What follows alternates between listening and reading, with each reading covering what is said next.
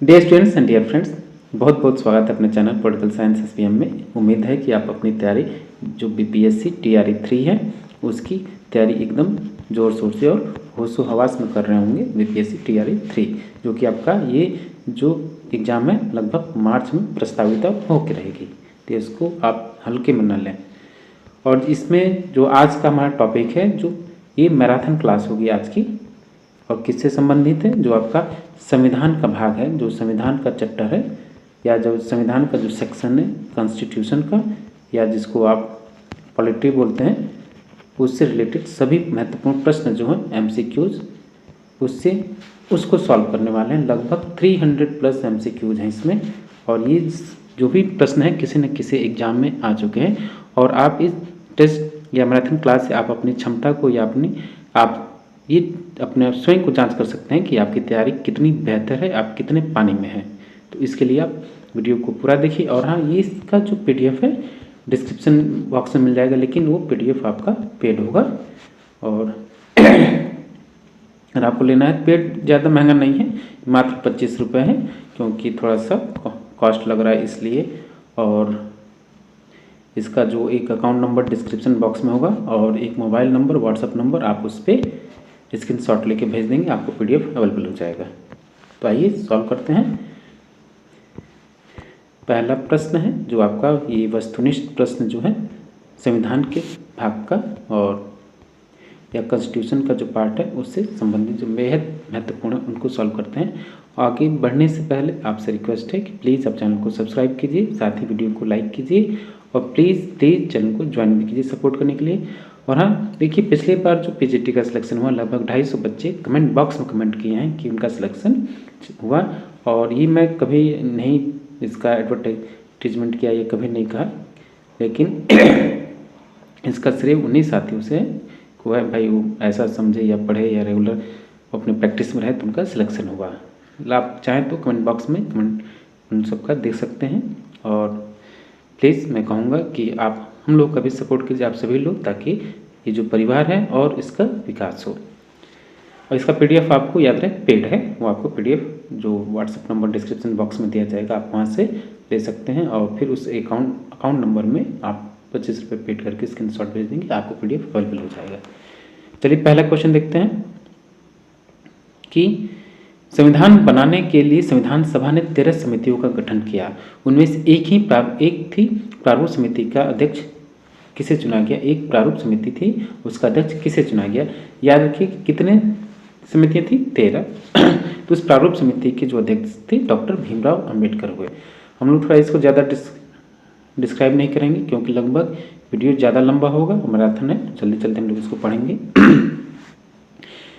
कि दूसरा प्रश्न, प्रारूप समिति द्वारा तैयार संविधान के पहले प्रारूप में कितने अनुच्छेद और अनुसूचियाँ थी। ये प्रश्न भी आजकल का ट्रेंड में है, ये बार बार आपसे पूछा जाता है। तो 293 अनुच्छेद और 15 अनुसूचियाँ थी जो प्रारूप समिति द्वारा संविधान सभा का पहली बार प्रारूप तैयार किया गया था। क्वेश्चन नंबर 3 है, नेहरू द्वारा प्रस्तुत उद्देश्य प्रस्ताव को स्वतंत्र गणराज्य की जन्म कुंडली की संज्ञा प्रदान की किसके द्वारा। तो ये के.एम. मुंशी के द्वारा प्रदान की गई थी। क्वेश्चन नंबर 4 है कि भारतीय संविधान सभा ने देश का राष्ट्रीय झंडा कब स्वीकार किया या कब अपनाया। तो भारतीय संविधान ने देश का जो झंडा है राष्ट्रीय ध्वज के रूप में 22 जुलाई 1947 को अपनाया। क्वेश्चन नंबर 5 है कि 9 दिसंबर 1946 को संविधान सभा की प्रथम बैठक में किसने भाग नहीं लिया। तो उसमें जो हैदराबाद रियासत थी उस दिन इसने भाग नहीं लिया। क्वेश्चन नंबर 6 है, भारतीय संविधान सभा के संवैधानिक सलाहकार कौन थे। तो डॉक्टर बी.एन. राव थे। क्वेश्चन नंबर 7 है, कैबिनेट मिशन योजना के अंतर्गत संविधान सभा में कितने सदस्यों की व्यवस्था की गई। तो 389 सदस्यों की व्यवस्था की गई। क्वेश्चन नंबर नेक्स्ट है 8, अंतरिम सरकार की व्यवस्था 2 सितंबर 1946 को की गई। यह व्यवस्था किस योजना के तहत की गई। बार बार ये भी प्रश्न पूछा जाता है कि अंतरिम सरकार की व्यवस्था कब की गई। 2 सितंबर 1946 को किस योजना के तहत की गई। कैबिनेट मिशन प्लान के तहत की गई। क्वेश्चन नंबर 9 देखिए, स्वतंत्रता के बाद संविधान सभा की प्रथम बैठक किस दिन संपन्न हुई। तो स्वतंत्रता के बाद संविधान सभा की प्रथम बैठक थी 31 अक्टूबर 1947 को संपन्न हुई। संविधान सभा की प्रारूप समिति की स्थापना कब की गई? तो 29 अगस्त 1947 को प्रारूप समिति का निर्माण किया गया। और बेहद महत्वपूर्ण प्रश्न, ये बार बार आपसे प्रश्न पूछा जाता है बतौर जीके, जीएस के बतौर भी और विषय विशेष में भी, यानी राजनीतिक विज्ञान में भी। नेक्स्ट क्वेश्चन है कि संविधान सभा में कुल सदस्य संख्या निश्चित हुई। तो संविधान सभा में कुल सदस्यों की संख्या 389 निश्चित की गई। क्वेश्चन नंबर 12, भारत का संविधान बनाने के लिए संविधान सभा के गठन की मांग भारतीय कांग्रेस द्वारा सर्वप्रथम उठाई गई। यह कब की गई? तो 1934 में की गई।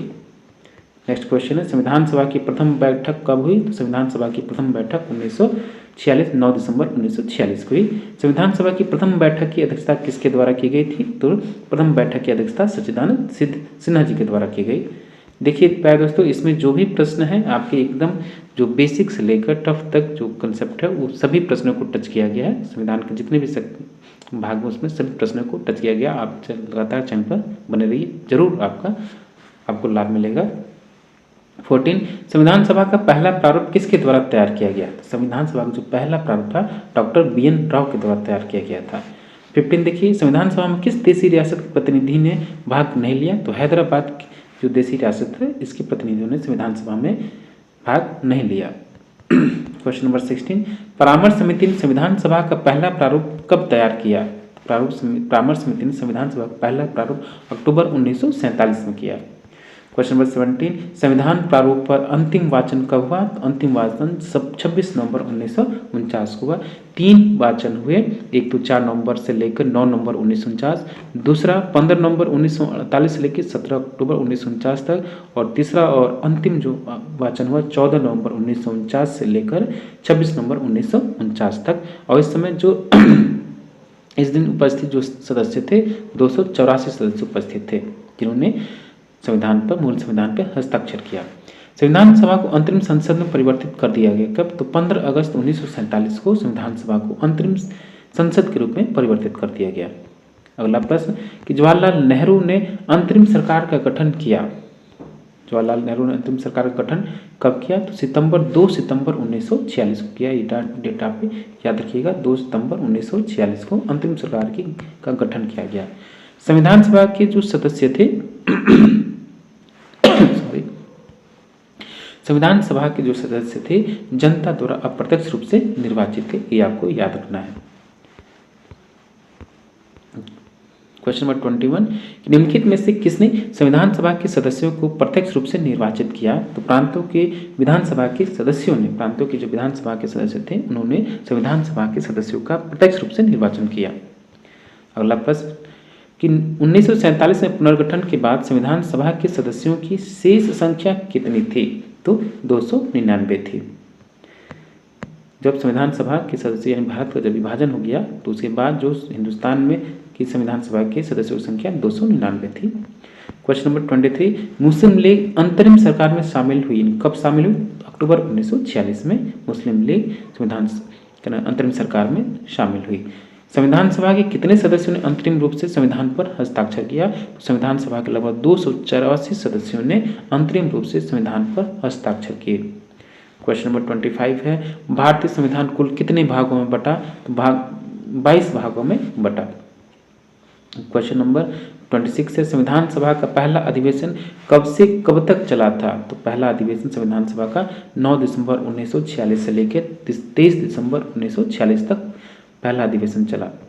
क्वेश्चन नंबर 27 है, निम्नलिखित में से किसकी सिफारिश पर संविधान सभा का गठन किया गया था?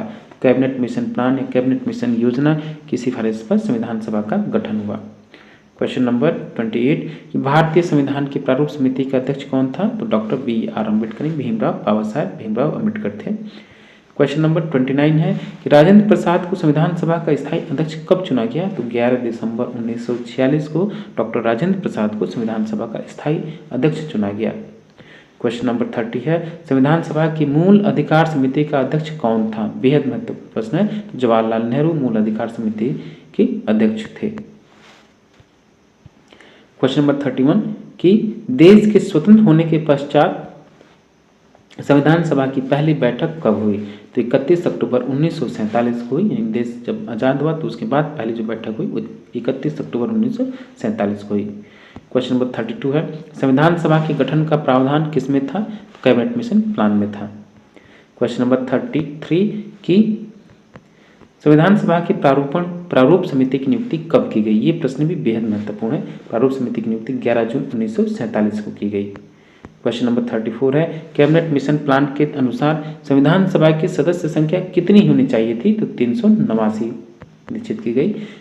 35 की भारत के लिए संविधान का मसौदा या मसविदा तैयार करने वाली समिति के अध्यक्ष कौन थे? हम डॉक्टर अम्बेडकर थे। कि भारत के संविधान निर्माताओं ने न्यायिक पुनर्वलोकन के विचार को कहाँ से ग्रहण किया? तो अमेरिका के संविधान से, जो जुडिशियल रिव्यू है तो आपने ग्रहण किया। 37 संविधान का प्रारूप किसने तैयार किया? तो प्रारूप अम्बेडकर के द्वारा तैयार किया गया। निम्न में से संविधान सभा द्वारा गठित संविधान का प्रारूप समिति का सदस्य कौन सा नहीं था? 7 सदस्यों का आपको नाम याद होना चाहिए। ये भी होना चाहिए कि कौन मरा, कौन किसके जगह आया, ये भी आपको याद रखना चाहिए। कौन एक दूसरे को पदस्थापित किया, कौन सा मुंशी थे, एक अय्यर थे, अल्लादी कृष्ण स्वामी अय्यर और डीपी खेतान महोदय थे। जवाहरलाल नेहरू संविधान सभा जो थी उस प्रारूप समिति के सदस्य नहीं थे। तो ऑप्शन डी राइट आंसर होगा। नेक्स्ट क्वेश्चन है 39 कि संविधान की प्रस्तावना में राष्ट्र की एकता और अखंडता की विचारधारा को किस संशोधन के द्वारा जोड़ा गया? 42वें संविधान संशोधन 1976 के द्वारा भारतीय संविधान की प्रस्तावना में संशोधन किए गए। क्वेश्चन नंबर 40 है कि भारतीय संविधान में कुल कितने प्रकार के संशोधन संभव है? तो कुल 3 प्रकार के संशोधन है, लेकिन 368 में 2 प्रकार की प्रक्रियाओं का प्रावधान है। ये आपको नोट करना है। क्वेश्चन नंबर 41 है कि संविधान के किस भाग में संविधान संशोधन प्रक्रिया का उल्लेख है? तो भाग 20 और अनुच्छेद 368 में संविधान में संशोधन की प्रक्रिया का उल्लेख है। 42 देखिए कि संविधान में पहला संशोधन कब किया गया? ये प्रश्न भी बेहद महत्वपूर्ण है। तो 1951 में पहला संविधान संशोधन किया गया। 42 की संवैधानिक संशोधन प्रक्रिया का उल्लेख निम्न संविधान के किस भाग एवं अनुच्छेद में मिलता है? तो संवैधानिक संशोधन की प्रक्रिया भाग 20 और 368 में, अनुच्छेद 368 में संवैधानिक संशोधन की प्रक्रिया का उल्लेख मिलता है। 44 है कि संवैधानिक संशोधन हेतु विधेयक सर्वप्रथम प्रस्तुत किया जाता है तो किसी भी सदन में आप संविधान संशोधन विधेयक प्रस्तुत कर सकते हैं। क्वेश्चन नंबर 45 है कौन से संवैधानिक संशोधन द्वारा संविधान की 8वीं सूची में सिंधी भाषा को शामिल किया गया है? तो 21वें संविधान संशोधन के तहत 8वीं सूची में सिंधी भाषा को शामिल किया गया। अगला प्रश्न है 46 संविधान के अधिकांश अनुच्छेद संशोधित किए जाते हैं तो साधारण बहुमत द्वारा अनुच्छेद संशोधित किए जाते हैं। क्वेश्चन नंबर 47 कि 42वां संविधान संशोधन अधिनियम किस समिति की रिपोर्ट के आधार पर तैयार किया गया था? तो जो 42वां संविधान संशोधन है सरदार स्वर्ण सिंह समिति की रिपोर्ट के आधार पर किया गया था। क्वेश्चन नंबर 48 है कि किस संवैधानिक संशोधन द्वारा देसी नरेशों के या देसी राजाओं के प्रिवी पर्स और विशेषाधिकारों को समाप्त किया गया? ये भी आपको संशोधन याद होना चाहिए। 24वां 25वां 26वां तीनों संशोधन आपको याद होना चाहिए। ये था प्रिवी पर्स और विशेषाधिकारों को समाप्त करने का जो संशोधन हुआ 26वां। अगला प्रश्न देखिए कि 52वां संवैधानिक संशोधन अधिनियम 1985 संबंधित है तो दल बदल पर कानूनी रोक से संबंधित है। क्वेश्चन नंबर 50 है वन को राज्य सूची से समवर्ती सूची में परिवर्तित किया गया तो 42वें संविधान संशोधन द्वारा। अब जो वन है वो किसमें शामिल है? राज्य सूची से अब वो समवर्ती सूची में शामिल है। नगर पालिका से संबंधित 74वां संविधान संशोधन अधिनियम कब लागू हुआ? तो जो 74वां संविधान संशोधन है 1 जून 1993 को लागू हुआ। याद रहे 73वां संविधान संशोधन नहीं 74वां संविधान संशोधन और 73वां संविधान संशोधन 24 अप्रैल 1993 को लागू हुआ। ये आपको ध्यान रखना है, कंफ्यूजन नहीं होना है।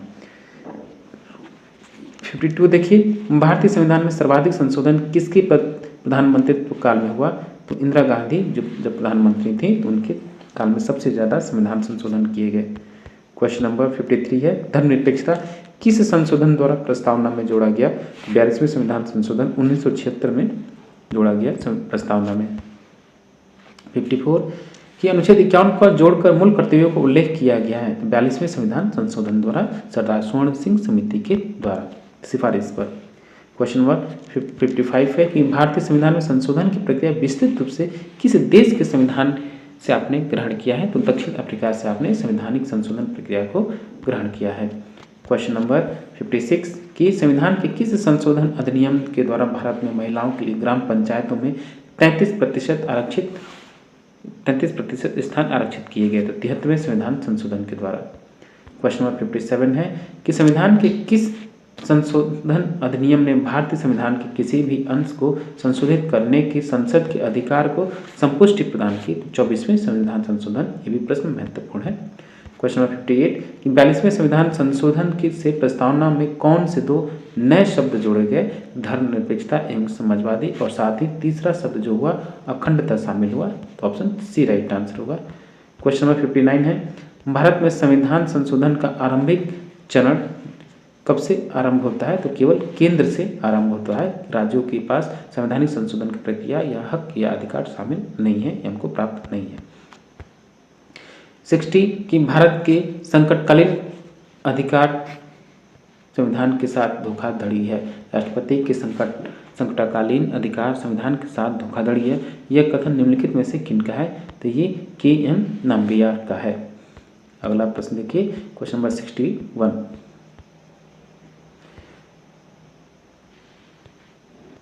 नेक्स्ट क्वेश्चन है क्वेश्चन नंबर 61 कि किस संवैधानिक संशोधन अधिनियम ने राज्य के नीति निर्देशक तत्वों को मौलिक अधिकारों की अपेक्षा अधिक प्रभावशाली बनाया? तो 42वां संविधान संशोधन अधिनियम 1976 के द्वारा।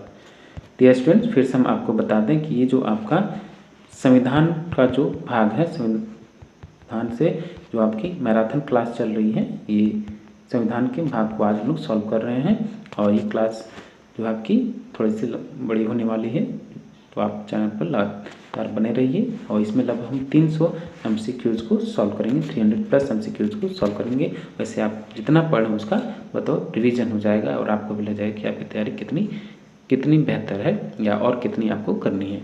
एक और चीज़ बता दें, अगर इसको आपका PDF चाहिए तो PDF आपका पेड होगा और ये आपका जो मोबाइल नंबर है 91 61 70 13 36 व्हाट्सएप नंबर, और इस व्हाट्सएप नंबर पे जो आपका डिस्क्रिप्शन बॉक्स है उसमें एक अकाउंट नंबर दिया जाए, उसमें आप इस पे पेड करके आप स्क्रीनशॉट भेजेंगे तो आपको PDF अवेलेबल हो जाएगा। क्वेश्चन नंबर 62 संवैधानिक संशोधन को राज्य विधानमंडलों के पास कब भेजा जाता है? तो राष्ट्रपति की संस्तुति मिलने के पूर्व। क्वेश्चन नंबर 63 है भारतीय संविधान में संवैधानिक संशोधन निम्न में से किस प्रकार से होता है? तो याद रखिए कि भारतीय संविधान में संवैधानिक संशोधन संसद के दोनों सदनों के साधारण बहुमत के द्वारा होता है और संसद के दोनों सदनों की कुल सदस्य संख्या के बहुमत तथा उपस्थित एवं मतदान में भाग लेने वाले सभी सदस्यों के 2/3 बहुमत के द्वारा विशेष बहुमत। और तीसरा है संसद के दोनों सदनों के कुल सदस्य संख्या का बहुमत तथा उपस्थित एवं मतदान में भाग लेने वाले सदस्यों का 2/3 बहुमत, और साथ में अंत में उक्त विधेयक को कम से कम आधे से अधिक राज्यों की स्वीकृति के द्वारा भी संशोधन किया होता है। तो ऑप्शन सी, तीनों ऑप्शन ई सही है, तो ऑप्शन डी राइट आंसर होगा सभी। नेक्स्ट क्वेश्चन है 64 1928 में भारतीय जनता के लिए अधिकारों की मांग की रिपोर्ट किसकी अध्यक्षता में तैयार किया गया? तो मोतीलाल नेहरू की अध्यक्षता में तैयार किया गया। 65 है कि संविधान में उल्लिखित मौलिक अधिकार है तो नकारात्मक वर्ग में है, इसको बोलते हैं नेगेटिव क्लास, नेगेटिव वे में है आपका ये। क्वेश्चन नंबर 66 है कि भारतीय संविधान में उल्लिखित किस प्रकार के मौलिक अधिकारों पर अधिक बल दिया जाता है? तो यह राजनीतिक और सामाजिक अधिकारों पर अधिक बल दिया गया है। क्वेश्चन नंबर 67 कि संविधान के में प्रदत्त मौलिक अधिकारों को संशोधित करने का अधिकार मात्र किसको है? न तो प्रधानमंत्री को है, न तो जनता को है। ये अधिकार केवल और केवल संसद को है कि वो मौलिक अधिकारों में ही वही मौलिक अधिकारों में संशोधन कर सकती है। 68 देखिए 44वें संविधान संशोधन के पूर्व संपत्ति के अधिकार का उल्लेख संविधान के किस अनुच्छेद में था? तो था आपका अनुच्छेद 19 में, जो 7वां है वही था। क्वेश्चन नंबर 69 संपत्ति का अधिकार अब मात्र एक आपका विधिक अधिकार रह गया है। मौलिक अधिकार से संबंधित गोलकनाथ बनाम पंजाब राज्य के बाद सर्वोच्च न्यायालय ने निर्णय कब दिया? तो 1967 में दिया। ये केस भी बेहद महत्वपूर्ण है। जितने संविधान में आपके मुकदमे हुए, जितने वाद हैं वो आपको याद होने चाहिए। एक तो कब हुए और वो वाद जो प्रतिवाद है किससे संबंधित है। 71 संसद का मौलिक अधिकार सहित संविधान के सभी उपबंधों को संशोधित करने का अधिकार है। 24वें संवैधानिक संशोधन द्वारा ये कब सुनिश्चित हुआ? तो ये 1971 के द्वारा सुनिश्चित हुआ। क्वेश्चन नंबर 72 है, अनुच्छेद 14 के अंतर्गत विधि के समक्ष समानता का अधिकार प्राप्त है। तो नागरिकों और गैर नागरिकों को दोनों को प्राप्त है। याद रखिएगा, अनुच्छेद 15, 16, 19, 29 और 30 ये जो 5 मौलिक अधिकार हैं केवल और केवल भारतीय नागरिकों को प्राप्त हैं। 73 कि संविधान के पूर्व भारत की जनता को मौलिक अधिकार प्राप्त था, मात्र सीमित रूप में प्राप्त था। 74 देखिए कि अनुच्छेद 15 के अनुसार राज्य किसी नागरिक के विरुद्ध विभेद नहीं कर सकता, न तो जन्म के आधार पर, न जाति के आधार पर, नहीं लिंग के आधार पर। तो इसका आंसर डी होगा, उपयुक्त सभी। 75 अनुच्छेद 17 के द्वारा अस्पृश्यता का अंत कर दिया गया, अतः इसी अनुच्छेद के तहत संसद ने अस्पृश्यता अधिनियम किस वर्ष पारित किया? तो 1955 में पारित किया। संविधान के किस अनुच्छेद में प्रेस की स्वतंत्रता का उल्लेख मिलता है? तो अनुच्छेद 19(1) या 19(क) में ये शामिल है, प्रेस की स्वतंत्रता, जिसमें विचार एवं अभिव्यक्ति की स्वतंत्रता शामिल है। 77 देखिए, भारत के अलावा और किन देशों के संविधान में वृत्ति, उपजीविका, व्यापार, कारोबार की स्वतंत्रता को संविधान में शामिल किया गया है? तो स्विट्जरलैंड और आयरलैंड दोनों में, इसलिए सी होगा, ए और बी दोनों। क्वेश्चन नंबर 78 अनुच्छेद 20 में प्रत्येक नागरिक को किस प्रकार का विधिक संरक्षण प्राप्त है? कार्यांतरण विधि से और दोहरे दंड से और आत्म अभिशमन से संरक्षण से। तो डी होगा, उपरोक्त सभी। क्वेश्चन नंबर 79 कि निम्नलिखित में से किस पर मौलिक अधिकार बाध्यकारी है? तो केंद्र सरकार पर, राज्य सरकार पर और स्थानीय निकायों पर। डी होगा, उपयुक्त सभी पर। क्वेश्चन नंबर 80 भारतीय संविधान में मौलिक अधिकार क्या है? तो प्रारंभ से है, मूल रूप से मौलिक अधिकार भारतीय संविधान में प्रदान है या शामिल है। क्वेश्चन नंबर 81 कि अनुच्छेद 29 नागरिकों के प्रत्येक वर्ग को सुरक्षित रखने का अधिकार देता है। तो लिपि, भाषा और संस्कृति को। डी होगा, उपयुक्त सभी। क्वेश्चन नंबर 82 भारत के मूल अधिकारों के संरक्षण हेतु सर्वोच्च न्यायालय या उच्च न्यायालय कितने प्रकार के लेख जारी करता है? तो कुल 5 प्रकार की ऑडिट जारी करता है। हाईकोर्ट और सुप्रीम कोर्ट दोनों करते हैं। 83 मौलिक अधिकारों की रक्षा की व्यवस्था अनुच्छेद के किस अनुच्छेद के अंतर्गत है? ये अनुच्छेद 32 के अंतर्गत है। संवैधानिक उपचारों का अधिकार, जिसको अम्बेडकर जी ने क्या कहा है? भारतीय संविधान की आत्मा कहा। 84 देखिए कि अनुच्छेद 24 किससे संबंधित है? तो अनुच्छेद 24 जो है बाल श्रम का निषेध से संबंधित है। 85 मौलिक अधिकार संविधान की चेतना है, उक्त कथन किसका है? तो मौलिक अधिकार संविधान की चेतना, तो ये कथन जो है आपका जवाहरलाल नेहरू का है कि मौलिक अधिकार संविधान की चेतना है। क्वेश्चन नंबर 86 कि केवल भारतीय नागरिकों को प्रदत्त मूल अधिकार निम्न अनुच्छेद से संबंधित है। तो 29, 29 यानी इसमें जोड़ी 15, 16, 19 और 29 और 30 केवल भारतीय नागरिकों को मौलिक अधिकार प्राप्त है। क्वेश्चन नंबर 87 कि किस संवैधानिक संशोधन अधिनियम द्वारा संविधान के मौलिक अधिकारों की संख्या घटाकर 6 कर दिया गया? तो ये था 44वां संविधान संशोधन 1978 जनता पार्टी की सरकार के द्वारा किया गया। 88 कि 44वें संविधान संशोधन अधिनियम द्वारा किस मौलिक अधिकार को समाप्त किया गया? तो संपत्ति के अधिकार को समाप्त किया गया। 89 संविधान का तीसरा अध्याय किससे संबंधित है? तो याद रखिए, तीसरा जो अध्याय है मूल अधिकारों से संबंधित है। 90 अस्पृश्यता का अंत किस अनुच्छेद में वर्णित है? तो अस्पृश्यता का अंत जो है अनुच्छेद 17 में वर्णित है। नेक्स्ट क्वेश्चन है क्वेश्चन नंबर 91 कि कौन सा अधिकार आपातकाल में लागू होते ही स्वयं निलंबित हो जाता है? तो आपातकाल के लागू होते ही अनुच्छेद 19 जो है स्वयं निलंबित हो जाता है। तो इसी क्रम में अनुच्छेद आपको 359 भी पढ़ना है और 356 भी पढ़ना है और साथ ही 358 भी पढ़ना है।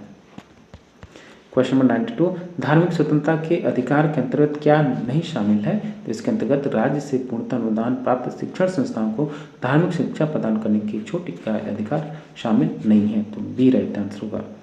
नेक्स्ट क्वेश्चन है कि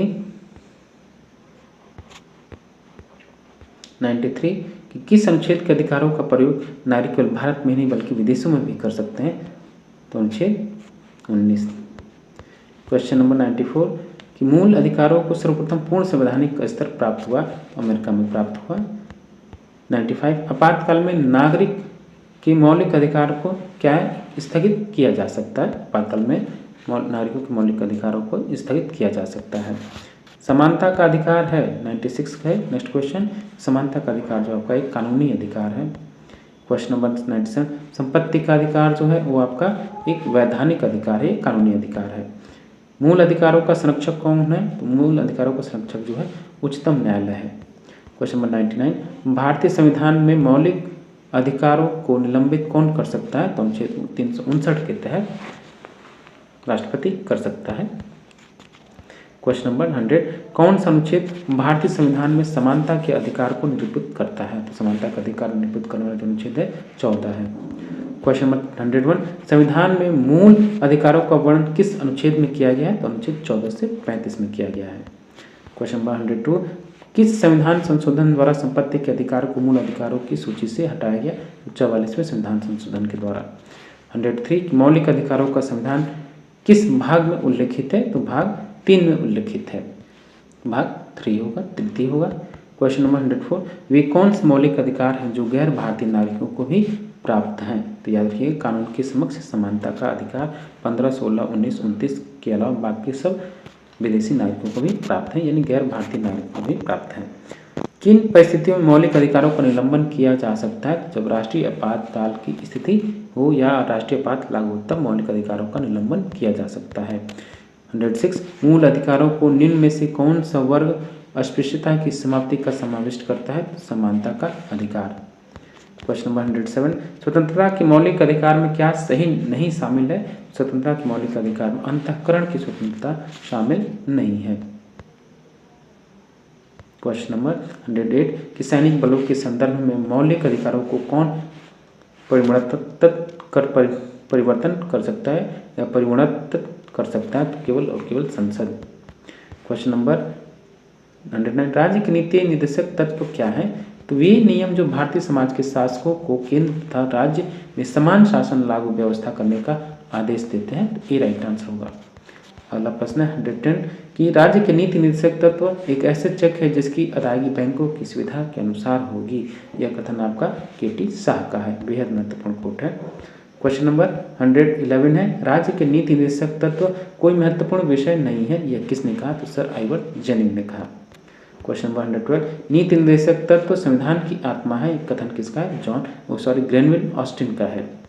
क्वेश्चन नंबर 113 कि नीति निर्देशक तत्वों को के किस अनुच्छेद में कहा गया है कि राज्य शैक्षिक एवं आर्थिक रूप से पिछड़े वर्गों के लिए विशेष प्रयास करेगा? अनुच्छेद 46 में। क्वेश्चन नंबर 114 कि राज्य के नीति निर्देशक तत्वों के अनुसार राज्य कितने वर्षों की आयु तक के बालकों के लिए निःशुल्क और अनिवार्य शिक्षा की व्यवस्था करेगा? तो 14 वर्ष तक के बच्चों के लिए। 115 कि राज्य के नीति निर्देशक तत्व संविधान के किस भाग में उल्लेखित है? भाग 4 में अनुच्छेद 36 से लेकर 51 तक। क्वेश्चन नंबर 116 संविधान के किस अनुच्छेद में राज्य के नीति निर्देशक तत्वों का वर्णन है? तो 36 से लेकर 51 तक में। क्वेश्चन नंबर 117 है कि विधि निर्माण में नीति निर्देशक तत्वों का पालन करना कर्तव्य है किसका? राज्य सरकार का और केंद्र सरकार, दोनों का। तो सी होगा उपयुक्त दोनों का। अगला प्रश्न है निम्नलिखित में से किन विषयों से संबंधित राज्य के नीति निर्देशक तत्वों के क्रियान्वयन मौलिक अधिकारों को सीमित किया जा सकता है? सामाजिक न्याय के लिए, आर्थिक न्याय के लिए, अंतर्राष्ट्रीय क्षेत्र में शांति को बढ़ावा देने के लिए। तो डी होगा उपयुक्त सभी। क्वेश्चन नंबर 119 है कि संविधान में राज्य के नीति निर्देशक तत्वों को शामिल करना उद्देश्य है। तो क्या उद्देश्य है? कि सामाजिक आर्थिक लोकतंत्र की स्थापना की जा सके। 120 देखिए 120 भारत का राष्ट्रपति क्या है? राष्ट्र का प्रमुख है, संवैधानिक प्रमुख है। क्वेश्चन नंबर 121 राष्ट्रपति पर महाभियोग प्रस्ताव लाया जा सकता है? तो संविधान कब लाया जा सकता है? तो संविधान के अतिक्रमण के लिए उस पर महाभियोग का प्रस्ताव लाया जा सकता है। क्वेश्चन नंबर 122 की 26 जनवरी 1950 से राष्ट्रपति पद के लिए प्रथम चुनाव होने तक भारत का अंतिम राष्ट्रपति कौन था? तो ये थे आपके doctor Rajendra Prasad. Question number 123 है कि निम्नलिखित में से कौन सा कार्य राष्ट्रपति से संबंधित है? तो लोकसभा को विघटित कर सकता है राष्ट्रपति, संसद के दोनों सत्रों को आहूत करता है और संसद के दोनों सदनों का सत्रावसान भी करता है। तो डी होगा उपयुक्त सभी। प्रश्न नंबर 124 कि राष्ट्रपति को निम्नलिखित किस सूची के विषय पर अध्यादेश जारी करने का अधिकार नहीं है? तो राज्य सूची के विषय पर वो अध्यादेश या अनुच्छेद 123 का प्रयोग या ऑर्डिनेंस का प्रयोग नहीं कर सकता। 125 निम्नलिखित में से कौन सा विधेयक बिना राष्ट्रपति के पूर्वानुमति लिए संसद में पेश नहीं किया जा सकता तो है आपका वित्त विधेयक या वार्षिक वित्तीय विवरण।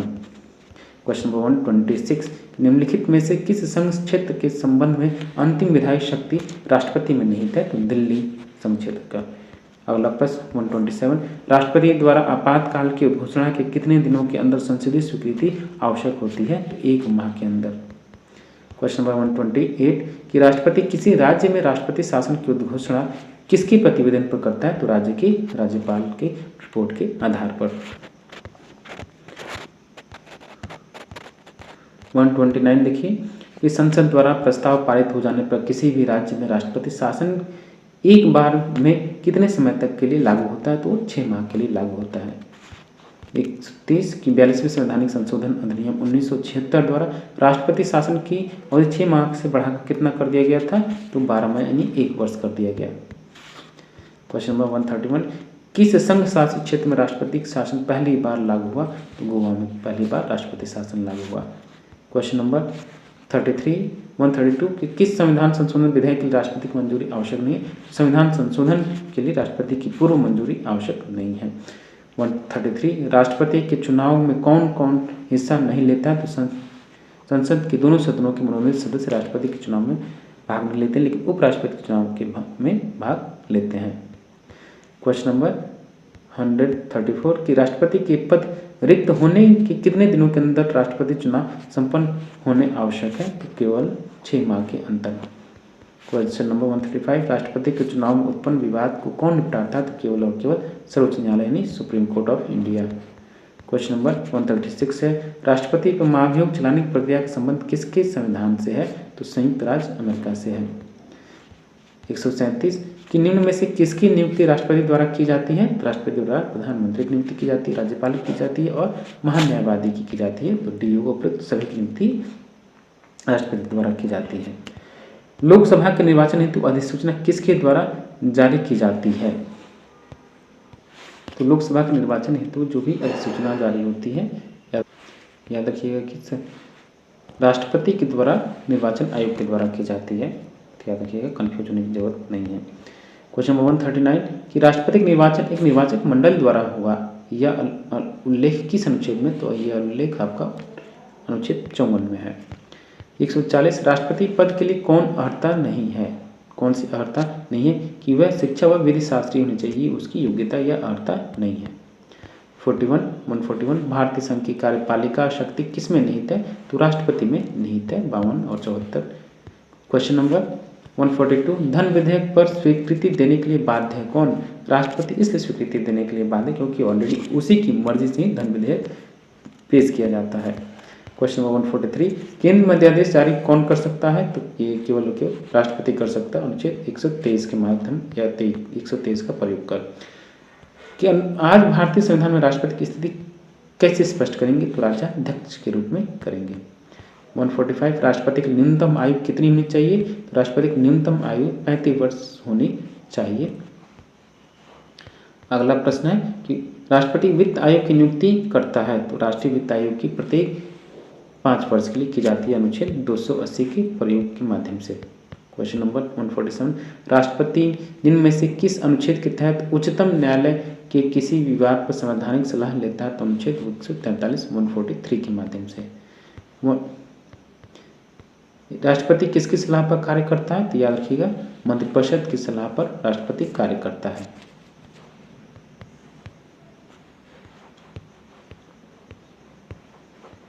वन 149 देखिए कि भारत के संविधान के किस अनुच्छेद के अधीन भारत के राष्ट्रपति पर महाभियोग चलाया जाता है? तो अनुच्छेद 61 के द्वारा जो है भारतीय राष्ट्रपति पर महाभियोग का प्रावधान है। 150 संविधान के किस अनुच्छेद ने राष्ट्रपति को सरकार से सूचना प्राप्त करने का अधिकार प्रदान किया है? तो 78B। क्वेश्चन नंबर 151 भारत के राष्ट्रपति की संवैधानिक स्थिति किससे मिलती जुलती है? तो ग्रेट ब्रिटेन यानी ब्रिटेन की साम्राज्य सम्राट या राजा या क्राउन के द्वारा या क्वीन के द्वारा, क्वीन के समान है भारतीय राष्ट्रपति की शक्ति। क्वेश्चन नंबर 152 संविधान के किस अनुच्छेद ने राष्ट्रपति को संसद के दोनों सदनों की संयुक्त बैठक बुलाने का अधिकार दिया? तो अनुच्छेद 108 बुलाने का अधिकार तो राष्ट्रपति को, लेकिन इसकी अध्यक्षता कौन करेगा? संयुक्त अधिवेशन की स्पीकर या लोकसभा अध्यक्ष करेगा। तो डियर स्टूडेंट, फिर से हम आपको बता दें कि हम लोग बीपीएससी TRE 3 के लिए जो आपका संविधान का भाग है पीजीटी पॉलिटिकल साइंस के लिए, उसी को हम लोग आज मैराथन के रूप में सॉल्व करेंगे। लगभग 300+ MCQs को सॉल्व करने वाले हैं और इससे आप अपनी रिवीजन या अपनी पढ़ाई की जो दक्षता है या उसमें आप कितना और आपको आवश्यकता है पढ़ने की या कितने आप अपनी क्षमता को विकसित कर चुके या कितना बाकी है, तो आप अपने आप को आंक सकते हैं। इसके थ्रू इवेल्युएशन या असेसमेंट कर सकते हैं। तो ज़रूरी है कि आप इसको अच्छे से देखिए, सॉल्व कीजिए और ज़्यादा हम लोग डिस्क्राइब नहीं करें, कम से कम ज़्यादा प्रश्नों को सॉल्व करने का प्रयास कर रहे हैं। और ये PDF आपका जो होगा वो आपका ये PDF पेड होगा और इसका जो प्रोसेस है डिस्क्रिप्शन बॉक्स में आपको मिल जाएगा। क्वेश्चन नंबर 153, कौन राष्ट्रपति द्वितीय पसंद के मतों की गणना के लिए फलस्वरूप अपना निश्चित कोटा प्राप्त कर निर्वाचित हुआ? तो बेहद महत्वपूर्ण प्रश्न है, बार बार प्रश्न पूछा गया। तो BB गिरी। अगला प्रश्न कि 24 जनवरी 1950 को डॉक्टर राजेंद्र प्रसाद को अंतरिम राष्ट्रपति निर्वाचित किया गया। उनका निर्वाचन किसने किया? तो संविधान निर्मात्री सभा ने या संविधान सभा ने। 155, यदि लोकसभा में किसी भी दल को स्पष्ट बहुमत नहीं प्राप्त होता है तो राष्ट्रपति किसे प्रधानमंत्री नियुक्त करेगा? तो इस मामले में वो अपने विवेक का प्रयोग कर अपनी पसंद के अनुसार किसी भी व्यक्ति को प्रधानमंत्री बना सकता है। 156, सुपर कैबिनेट कहा जाता है किसको? तो रक्षा, विदेश, वित्त एवं गृह मंत्रालय को सुपर कैबिनेट कहा जाता है। 157, सार्वजनिक धन का प्रहरी कौन है? तो नियंत्रक एवं महालेखा परीक्षक, जिसको आप कैग बोलते हैं, जो आर्टिकल 148 में शामिल है। क्वेश्चन नंबर 159 कि संविधान के अनुसार समस्त कार्यपालिका शक्ति राष्ट्रपति में निहित है, तथापि यथार्थ में कार्यपालिका की समस्त सत्ता निम्न में से किस में निहित होती है? तो मंत्रिमंडल में। 160 है, मंत्रिपरिषद निम्नलिखित में से किसके प्रसाद पर्यंत पदासीन रहता है? तो राष्ट्रपति के प्रसाद पर्यंत। 161, निम्नलिखित में से कौन मंत्रिपरिषद का सदस्य हो सकता है? तो संसद का जो भी सदस्य लोकसभा या राज्यसभा के दोनों सदनों के सदस्य बतौर मंत्री के रूप में हो सकते हैं। 162, मंत्रिपरिषद में शामिल है कैबिनेट मंत्री, राज्य मंत्री और उप मंत्री। तो डी होगा उपयुक्त सभी। नेक्स्ट है 163, मंत्री पद से त्यागपत्र देने के लिए कोई मंत्री अपना पद त्याग पत्र संबोधित किसको करेगा? राष्ट्रपति को। 164, भारतीय संपरीक्षा एवं लेखा प्रणालियों का प्रावधान होता है किसके द्वारा? नियंत्रक एवं महालेखा परीक्षक के द्वारा। 165, मंत्रिपरिषद विघटित नहीं हो सकती, किसी मंत्री के पद त्याग से मंत्रिपरिषद का विघटन नहीं हो सकता। 166, प्रधानमंत्री के वित्तीय कार्यों में निम्न में क्या शामिल है? तो बजट तैयार करके संसद में पेश करना। क्वेश्चन नंबर 167 की निम्न में से मंत्रिमंडल का प्रमुख कार्य क्या है? तो वैदेशिक संबंधों पर नियंत्रण, राष्ट्रीय नीति निर्धारण और विभिन्न विभागों के बीच समन्वय कार्य। तो डी होगा इसका आंसर, उपयुक्त सभी। नेक्स्ट क्वेश्चन है क्वेश्चन नंबर 168 कि रक्षा मंत्री के विरुद्ध अविश्वास प्रस्ताव पास होने का अर्थ है कि समूचे मंत्रिमंडल का त्यागपत्र देना, प्रधानमंत्री भी इस्तीफा देंगे। 169 की मंत्रिपरिषद में मंत्रियों की संख्या क्या है? मंत्रिमंडल से अधिक होती है। केंद्रीय मंत्रिपरिषद सामूहिक रूप से किसके प्रति उत्तरदायी है? तो लोकसभा के प्रति उत्तरदायी है। 171 प्रधानमंत्री को शपथ दिलाता है कौन? तो राष्ट्रपति शपथ दिलाता है। 172 वह प्रधानमंत्री जो बिना संसद में विश्वास मत जीते प्रधानमंत्री रहा, तो चौधरी चरण सिंह, वर्तमान में इनको भारत रत्न पुरस्कार मिला है। 173 मंत्रिपरिषद में वरीयता की दृष्टि से मंत्रियों का सही क्रम निम्नलिखित में से कौन सा है? तो सबसे पहले कैबिनेट मंत्री, उसके बाद स्वतंत्र प्रभार मंत्री, राज्य मंत्री और उप मंत्री आते हैं। क्वेश्चन नंबर 174 मंत्रिपरिषद के वित्तीय कार्यों में निम्न में से क्या शामिल है? तो वित्तीय कार्यों में बजट तैयार कर संसद में पेश करना होता है। 175 कि राज्य सरकार की कार्यपालिका शक्ति का वास्तविक उपयोग कौन करता है? तो राज्य मंत्रिमंडल, और इसमें प्रधानमंत्री तो प्रधानमंत्री कह सकते हैं। 176 किस प्रधानमंत्री के शासनकाल में दल बदल विरोधी विधेयक पास हुआ? तो राजीव गांधी के काल में। नेक्स्ट क्वेश्चन है 177 संसद के संयुक्त अधिवेशन की अध्यक्षता कौन करता है? तो लोकसभा का अध्यक्ष, और इसके लिए अनुच्छेद 108। क्वेश्चन नंबर 178 कि लोकसभा में प्रत्येक राज्य के प्रतिनिधित्व का आधार निम्नलिखित में से क्या माना जाता है? तो जनसंख्या। लोकसभा के अध्यक्ष को अध्यक्ष पद की शपथ कौन दिलाता है? तो वो उसमें से अध्यक्ष पद की कोई शपथ नहीं दिलाता है। क्वेश्चन नंबर 180 है कि राज्यसभा के सदस्य मनोनीत किए जाते हैं तो राज्यसभा के सदस्य राष्ट्रपति के द्वारा मनोनीत किए जाते हैं। ऐसे वो 12 सदस्यों का मनोनयन करता है। 181 की संसदीय प्रणाली निर्भर है किस पर? राजनीतिक दलों पर। 182 सभापति की अनुपस्थिति में राज्यसभा की कार्रवाई का संचालन होता है किसके द्वारा? उपसभापति के द्वारा। 183 लोकसभा के समस्त अभिभाषण जो है और सुझाव किसको संबोधित करके कहा जाता है? तो ये लोकसभा के अध्यक्ष को। क्वेश्चन नंबर 184 अनुच्छेद 85 के अनुसार संसद के 2 सत्रों के मध्य अधिकतम कितने दिन का अंतराल होना चाहिए? कम से कम 6 माह का अंतराल नहीं होना चाहिए। 185 की संसद सदस्यों की अयोग्यता संबंधी प्रश्न का अंतिम निर्णायक कौन होता है? तो राष्ट्रपति। इसमें कई प्रश्न बनते हैं लेकिन आप इसको अच्छे से पढ़िए। 186 है भारतीय संविधान के अनुच्छेद 79 के अनुसार भारतीय संसद अंग किसका है? तो भारतीय संसद के अंग के रूप में लोकसभा, राष्ट्रपति और राज्यसभा है, यानी तीनों हैं प्रयुक्त सभी।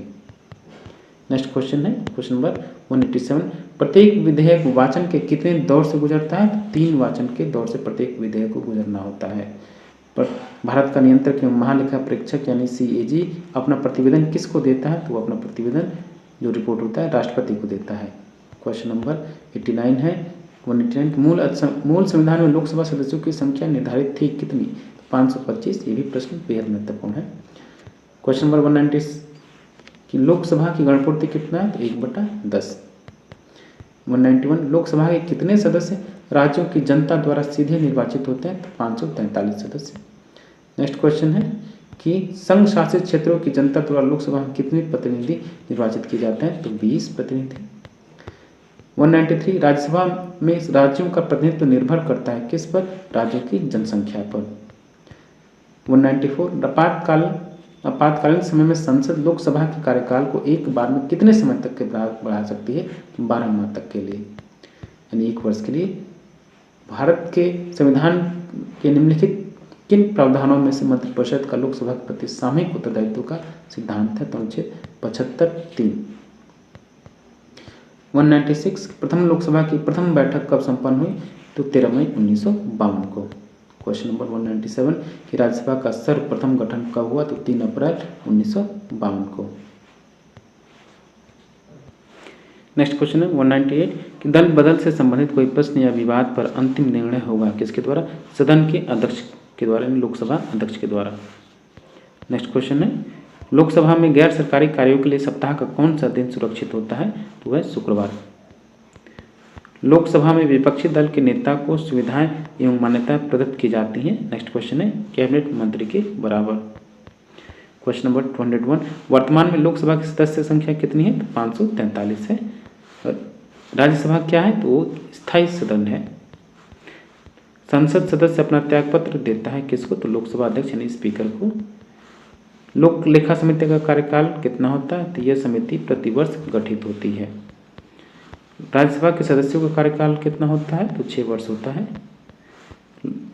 कोई विधेयक धन विधेयक है कि नहीं, इसको कौन प्रमाणित करता है? तो स्पीकर यानी लोकसभा अध्यक्ष करता है। क्वेश्चन नंबर 207 कि राज्यसभा के सदस्य चुने जाते हैं तो वह प्रत्यक्ष प्रणाली के द्वारा चुने जाते हैं। नेक्स्ट क्वेश्चन है क्वेश्चन नंबर 208 लोकसभा का अध्यक्ष सभापतित्व नहीं करता है किसका? तो लोक लेखा समिति का, क्योंकि विपक्ष का नेता ही होता है इसका। क्वेश्चन नंबर 209 कि संसद के संयुक्त अधिवेशन को संबोधित राष्ट्रपति करता है। नेक्स्ट क्वेश्चन है कि 210 भारतीय संसद की समितियों में सबसे महत्वपूर्ण कौन सी है? तो लोक लेखा समिति, प्राक्कलन समिति और सार्वजनिक उपक्रमों समिति, ये तीनों ही बेहद महत्वपूर्ण, तो डी होगा उपरोक्त सभी। 211 निम्नलिखित में से किस एक को भंग नहीं किया जा सकता? राज्य विधान परिषद को तो समाप्त किया जा सकता लेकिन भंग नहीं किया जा सकता, और राज्यसभा को भी भंग नहीं किया जा सकता, तो डी होगा ए और बी। 212 लोकसभा का विघटन कौन करता है? तो विघटन राष्ट्रपति करता है। लोकसभा का अधिवेशन वर्ष में कम से कम कितनी बार बुलाया जाता है? तो 2 बार। 214 कि भारत में राज्यों की सीमाओं का अधिकार किसके पास है? तो संसद के पास है। 215 निम्न में से लोकसभा का अभिरक्षक माना जाता है तो कौन? अध्यक्ष है। क्वेश्चन नंबर 216, भारत की संसद की लोक लेखा समिति के अध्यक्ष का नाम कौन निर्देशित करता है? तो लोकसभा का अध्यक्ष। 217 की लोकसभा में किसे सर्वोच्च न्यायालय संपन्न करता है? निम्नलिखित कार्यों में से किसे सर्वोच्च न्यायालय संपन्न करता है? तो संविधान का संरक्षण। क्वेश्चन नंबर 218 कि उच्चतम न्यायालय के न्यायाधीशों की संख्या में वृद्धि करने की शक्ति किसके पास है? तो मात्र संसद के पास है। क्वेश्चन नंबर 219 की निम्नलिखित में से कौन सा अधिकार उच्चतम न्यायालय के अधिकार क्षेत्र में आते हैं? तो प्रारंभिक, अपीली और परामर्श देने का अधिकार। तो डी होगा प्रयुक्त सभी। 220 की अनुच्छेद 124 147 किससे संबंधित है? तो ये आपका सुप्रीम कोर्ट से संबंधित है। सी होगा उच्चतम न्यायालय। कि उच्चतम न्यायालय के मुख्य न्यायमूर्ति की नियुक्ति सामान्यतः किस प्रक्रिया के द्वारा होती है? तो वरिष्ठता के आधार पर। 224 सर्वोच्च न्यायालय का प्रधान कार्यालय स्थित है? तो नई दिल्ली में स्थित है। मूल संविधान न्यायालय में मुख्य न्यायाधीश के अलावा और कितने न्यायाधीशों की व्यवस्था की गई? तो 7। 224 सर्वोच्च न्यायालय में तदर्थ न्यायाधीशों की नियुक्ति कौन करता है? तो राष्ट्रपति करता है।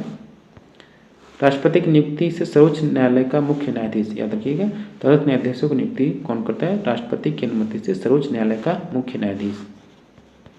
क्वेश्चन नंबर 225 कि निम्नांकित में से सर्वोच्च न्यायालय के प्रथम मुख्य न्यायाधीश कौन हुए? तो हीरालाल जे कानिया। 226 सर्वोच्च न्यायालय द्वारा निर्णीत आदेश आवश्यक रूप से मान्य है। तो उसके जितने भी आदेश हैं आवश्यक रूप से उच्च न्यायालय, जिला न्यायालय, मुंसिफ न्यायालय इन सभी को मान्य। तो डी होगा प्रयुक्त सभी। 27 की सर्वोच्च न्यायालय में न्यायिक कार्यों हेतु किस भाषा का प्रयोग में लाया जाता है? तो अंग्रेजी भाषा को। सर्वोच्च न्यायालय की प्रथम महिला न्यायाधीश कौन थी? मीरा साहिब फातिमा बीबी। 29 की उच्चतम न्यायालय की स्थापना और गठन की व्यवस्था संविधान के किस अनुच्छेद के तहत की गई? तो अनुच्छेद 124 के तहत। 230 सर्वोच्च न्यायालय में मुख्य न्यायाधीश की नियुक्ति की जाती है? तो अनुच्छेद 124 के तहत। नेक्स्ट क्वेश्चन है, न्यायाधीशों के लिए पेंशन और सेवा निवृत्ति वेतन की व्यवस्था सर्वप्रथम की गई? तो 1976 में। सर्वोच्च न्यायालय को अभिलेख न्यायालय के स्थान प्रदान करता है? तो अनुच्छेद 129। क्वेश्चन नंबर 234 की इनमें से कौन सा अभिलेख न्यायालय है? तो उच्चतम न्यायालय और उच्च न्यायालय दोनों है, तो ए और बी दोनों। भारत के मुख्य न्यायाधीश को वेतन दिया जाता है? तो भारत की संचित निधि से दिया जाता है। सर्वोच्च न्यायालय के न्यायाधीशों की नियुक्ति कौन करता है? तो राष्ट्रपति करता है 124 के तहत। उच्चतम न्यायालय के कार्यक्षेत्र को बढ़ाया जा सकता है किसके द्वारा? संसद के द्वारा। न्यायाधीशों का कार्य क्या है? विधि की व्याख्या करना है। 239 देखिए, भारत के उच्चतम न्यायालय को इनमें से कौन सी समीक्षा करने का अधिकार है? तो न्यायिक समीक्षा करने का अधिकार है मत। 240 की उच्च न्यायालय के न्यायाधीशों की नियुक्ति कौन करता है? तो राष्ट्रपति। अब उच्च न्यायालय अगर हाई कोर्ट पूछा है तो वही होगा ऑप्शन ए, राष्ट्रपति। 241 किसी उच्च न्यायालय में किसी भी काम की अस्थायी वृद्धि के कारण 2 वर्ष तक के लिए अपर न्यायाधीशों की नियुक्ति की जाती है। नियुक्ति किसके द्वारा होती है? तो राष्ट्रपति के द्वारा। 242 कि भारत के उच्च न्यायालयों की कुल संख्या कितनी है? तो वर्तमान में तो 25 है। उच्च न्यायालय में मुख्य न्यायाधीश के अलावा और कितने न्यायाधीश होते हैं? तो ऐसी कोई गारंटी नहीं है या ये निश्चित नहीं है। 244 की उच्च न्यायालय के न्यायाधीशों की नियुक्ति हेतु राष्ट्रपति किससे परामर्श करते हैं? तो सर्वोच्च न्यायालय के मुख्य न्यायाधीश से, उच्च न्यायालय का मुख्य न्यायाधीश और राज्यपाल से भी परामर्श करते हैं। तो ऑप्शन डी होगा उपयुक्त सभी से। उच्च न्यायालय के न्यायाधीशों को कौन पदमुक्त कर सकता है? तो केवल और केवल राष्ट्रपति। मौलिक अधिकारों का अतिक्रमण करने पर उच्च न्यायालय निम्नांकित कौन सा आदेश जारी करता है? तो एक तो परमादेश, बंदी प्रत्यक्षीकरण, प्रतिषेध, अधिकार अपेक्षा, उत्प्रेषण, ये जो रिट है 5 रिट उसी को। तो ऑप्शन बी होगा 1 2 3 4 5। 247 उच्च न्यायालय के न्यायाधीश पद पर नियुक्त होने वाली पहली महिला कौन सी थी? तो लीला सेठ थी। संसद तथा विधानमंडल के सदस्यों के निर्वाचन में उठे विवादों को कौन निपटाता है? तो सर्वोच्च न्यायालय निपटाता है। 1996 में दिल्ली उच्च न्यायालय के गठन के पूर्व दिल्ली राज्य क्षेत्र किस उच्च न्यायालय के अधिकारिता में थी? तो पंजाब उच्च न्यायालय के अधिकारिता में थी। उच्च न्यायालय के गठन और कार्य का विवरण मिलता है, तो ये संविधान के भाग 6 खंड 5 में। क्वेश्चन नंबर 251, वर्तमान समय में द्विसदनात्मक विधानमंडल है, तो बिहार, कर्नाटक, महाराष्ट्र और उत्तर प्रदेश में, तो सी होगा, मतलब कि डी होगा उपयुक्त सभी में। दोस्त, विधान परिषद साधारण विधेयक को अधिक से अधिक कितने दिन तक पास होने से रोक सकती है? मात्र 4 माह। भारत में विधान परिषद की रचना सर्वप्रथम किस अधिनियम के तहत की गई थी? तो 1853 के अधिनियम के तहत। क्वेश्चन नंबर 254 कि विधान परिषद के सदस्य निर्वाचित होते हैं 6 वर्ष के लिए। 255 विधान परिषद की सदस्य संख्या किस राज्य में सर्वाधिक है? तो उत्तर प्रदेश से 99 है। क्वेश्चन नंबर 256 की निम्नलिखित किस संघ शासित क्षेत्र में विधानसभा की व्यवस्था है? तो दिल्ली, अंडमान निकोबार में दिल्ली और पौंडीचेरी में है, तो ए और डी दोनों में सी होगा। क्वेश्चन नंबर 257 संविधान के अनुसार एक वर्ष में कम से कम विधानसभा के कितने सत्र होने चाहिए? तो कम से कम 2 होने चाहिए। 258 विधानसभा के अध्यक्ष का निर्वाचन किसके द्वारा होता है? तो सदन के द्वारा होता है। 259 कि विधानसभा के अध्यक्ष के वेतन कौन मिलता है? भारत राज्य की संचित निधि से। 260 भारतीय संविधान का कौन सा भाग जम्मू कश्मीर में लागू नहीं होता है? मौलिक अधिकार, नीति निर्देशक तत्व, मूल कर्तव्य, उपयुक्त सभी, अब तो फिलहाल सब है। 261 कि जम्मू कश्मीर में कौन सी आपातकालीन व्यवस्था संघीय सरकार लागू नहीं करती है? वित्तीय आपात, राष्ट्रीय आपात, आंतरिक अव्यवस्था, तो उपयुक्त डी होगा, उपयुक्त सभी डी। वर्तमान में नहीं है सब, याद रखिए। कि राज्य मंत्रिपरिषद सामूहिक रूप से किसके प्रति उत्तरदायी है? तो विधानसभा के प्रति उत्तरदायी है। कि राज्य स्तरीय निम्न सदन कौन सा है? तो राज्य स्तरीय निम्न सदन आपका विधानसभा हुआ।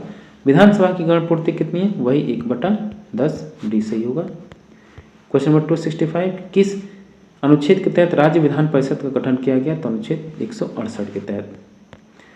266 संविधान के किस अनुच्छेद के तहत राज्य विधानमंडल के सदस्यों की योग्यताएं निर्धारित की गई? अनुच्छेद 191 के तहत। विधानमंडल में प्रयोग की जाने वाली भाषाओं का उल्लेख मिलता है? तो अनुच्छेद 210 में।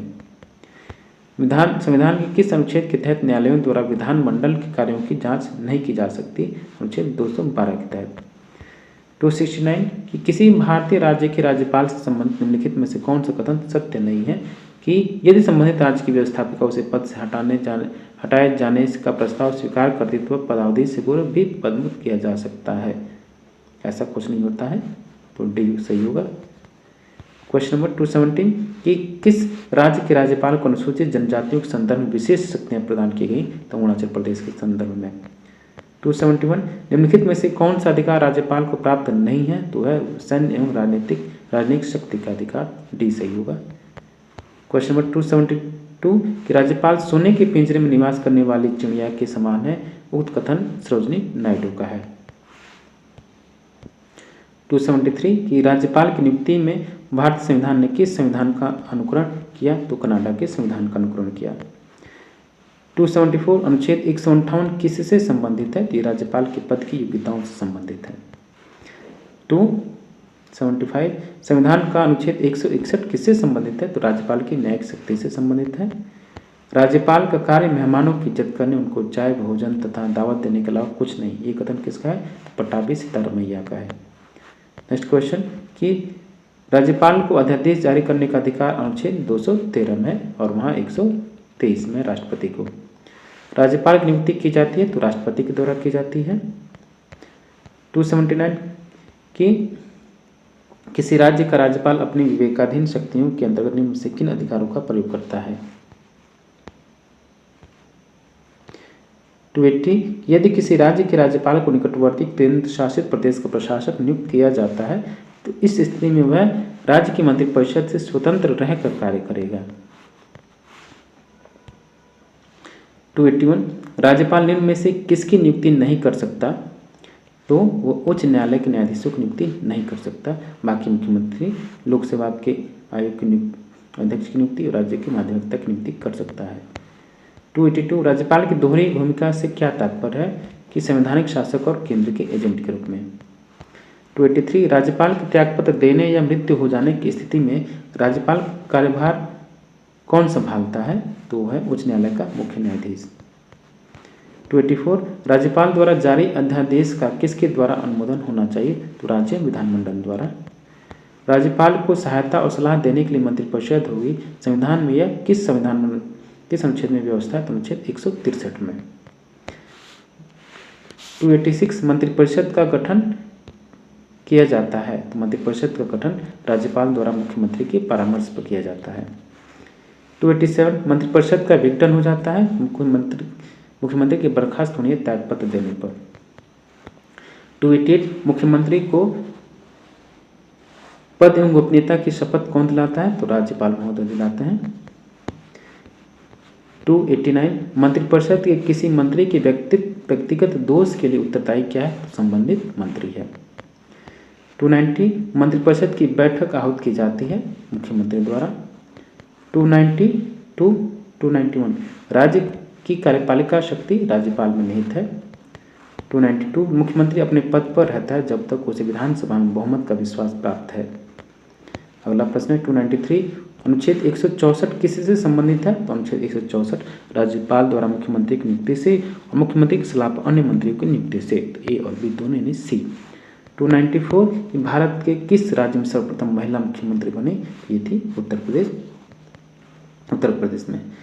क्वेश्चन नंबर 295 कि बिहार की राज्य व्यवस्थापिका में सम्मिलित है। तो राज्यपाल, विधानसभा, विधान परिषद और बिहार का महान्यायवादी, ये सभी राज्यों के लिए। तो मुझे एक सही होगा, 1, 2, 3। क्वेश्चन नंबर 296 पंचायती राज प्रदान करता है। फिर से बता दें बीपीएससी जो पीजीटी पॉलिटिकल साइंस के जो स्टूडेंट तैयारी कर रहे हैं उनके लिए ये जो संविधान का भाग है मैराथन क्लास बेहद महत्वपूर्ण है।